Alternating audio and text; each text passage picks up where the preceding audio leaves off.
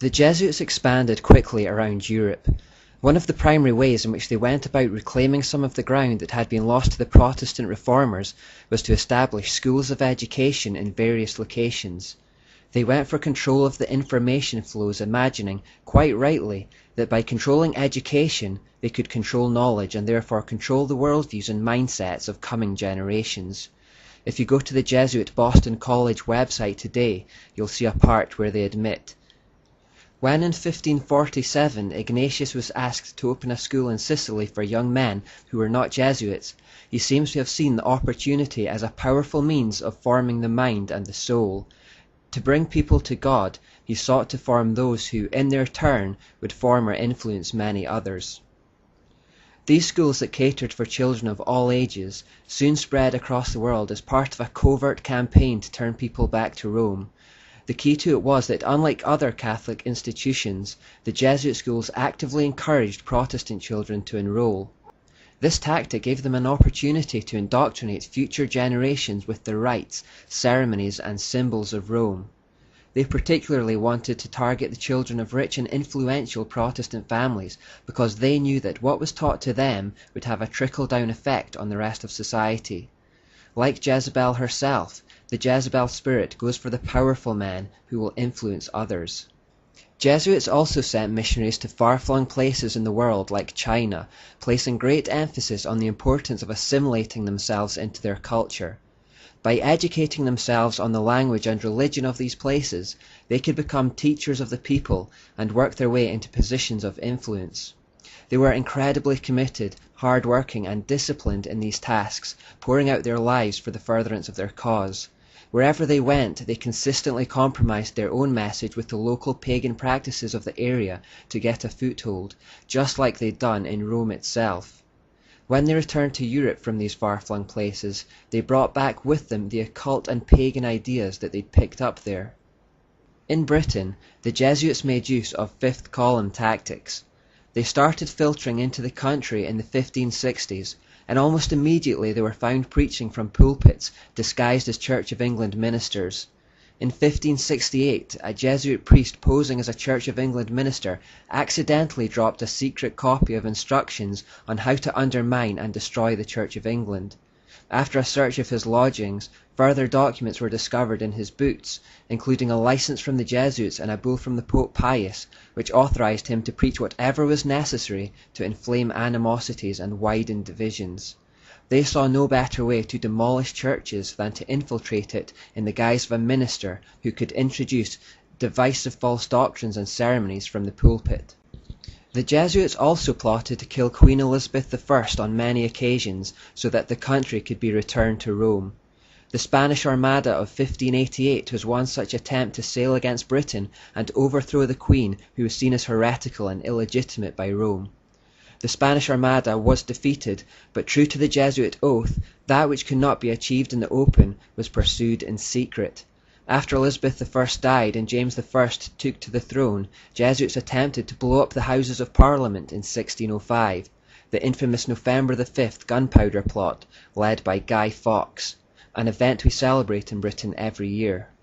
There were also murmurings and suspicions that the Jesuits were responsible for the Great Fire of London in 1666, although there seems to be little hard and fast evidence to support the theory. There was simply a mysterious book written in 1667 by a man claiming to be a Catholic Christian, in which he portrayed the Pope as fanning the flames that ravaged the city. In truth, the Jesuits were largely frustrated in Britain, but they did have more success in Europe. Having established themselves in Italy, Spain, Portugal, and Austria, they set their sights on Germany, the birthplace of the Reformation. There they gained influence with the rulers and initiated campaigns of persecution against Christians. In keeping with their oath to stir up division and bloodshed in countries that were previously enjoying peace and prosperity for the sake of the Catholic Church, this persecution of Christians led to much disruption, war, and bloodshed around Europe. They reignited the persecution against Protestants in Germany, leading to the 30 Years' War of 1618. Although Protestant Sweden stepped in to stop Germany from being returned to Catholic darkness, it left the country in ruins for a long time afterwards. In the neighbouring Austro-Hungarian Empire, Jesuits were so influential that they virtually controlled the emperor at the time. Having this power, they came pretty close to purging the region of true Christianity. In Poland, which was a major European power in the mid-16th century due to their embracing of the Reformation, Jesuits also became enormously influential. This influence led to a decline in national well-being and disastrous policies towards neighbours that eventually led to their annihilation. Entry into France was slower, but was achieved by the formation of educational institutions. Jesuits were implicated in the assassination of the French King Henry III in 1589 and his successor, Henry IV, in 1610. They believed it was their right to kill any heretical monarch. They took the initials INRI, which biblically represented the Roman inscription above Jesus' head on the cross, meaning Jesus of Nazareth, King of the Jews, and gave it a double hidden meaning which meant it is just to annihilate impious rulers. If you read their oath, you'll know that they paid no respect to rank or position. The French king Louis XIV was more to the Jesuits' liking though.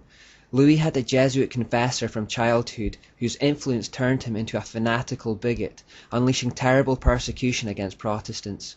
Louis also led an immoral life, and the Jesuit confessor made careful use of his secrets to have him trembling at his feet for forgiveness. This was a common tactic by Catholic priests generally, to use the confessional booth to gain access to secrets that could be used for blackmail later. Knowledge is power. By 1685, the situation was severe enough for hundreds of thousands of French citizens to flee for their lives to remote areas, and those that stayed behind faced terrible punishment. This was in fact replicated all across Europe, where true Christians had to flee to communities in remote areas to avoid persecution from Rome. Some of these examples are recorded in Fox's Book of Martyrs. As the Jesuits continued to rise to power and influence in Europe, they also accumulated vast amounts of wealth and property. However, their scandalous greed, their loose morals, their ceaseless political meddling, and their encroaching upon the clergy had stirred up enmity and hatred everywhere they had been, and this would lead to their downfall. Amongst the higher classes in particular, the Jesuits had been brought into complete disrepute. Governments began to realize that this single group were the source of nearly all the disruption in their lands. In fact, so severe was their cancerous activity that the Jesuits had become a threat to the very fabric of society. Nations could stand it no longer, and the Jesuits were systematically driven out from previously friendly Romanist countries during the period of 1760 to 1770. Although the Pope at that time, Clement XIII, still supported the Jesuits, the nations of Europe ramped up the pressure on him to take drastic action. The French government were particularly fierce in their protests against the Jesuits, saying in 1762, "The said institute is inadmissible in any civilized state, as its nature is hostile to all spiritual and temporal authority. It seeks to introduce into the Church and States, under the plausible veil of a religious institute, not an order truly desirous to spread evangelical perfection, but rather a political body working untiringly at usurping all authority by all kinds of indirect, secret, and devious means. The doctrine of Jesuits is perverse, a destroyer of all religious and honest principles, insulting to Christian morals, pernicious to civil society, hostile to the rights of the nation, the royal power, and even the security of the sovereigns and obedience of their subjects, suitable to stir up the greatest disturbances in the states, conceive and maintain the worst kind of corruption in men's hearts." Notice the very distinctive Jezebel or Asherah characteristics of the organization described here. The hostility towards all authority, the attempts to usurp it using manipulation and secret means, the desire to claim all authority for themselves. And remember that this shouldn't surprise us, as Loyola spent 3 days dedicating himself and his order to her in the form of the Black Virgin of Montserrat. With her at the spiritual helm, it of course displayed her characteristics. The pressure on the Pope became too much to ignore, and so eventually he reluctantly called a secret conclave in 1769 to bring into effect the suppression of the Jesuits. Mysteriously, he died the evening before the meeting could be held. It was strongly suspected, of course, that the Jesuits had been the perpetrators of the murder. The next Pope, Clement XIV, tried to reform the Jesuits to no avail, and after further pressure from the monarchs of Europe, he finally abolished them in 1773. A year later he was dead by poisoning, with the Jesuits again at the top of the suspected list. At that point the Jesuits were forced to secularize themselves, and on the surface at least they disappeared from society, except in Russia where they were allowed to continue as normal.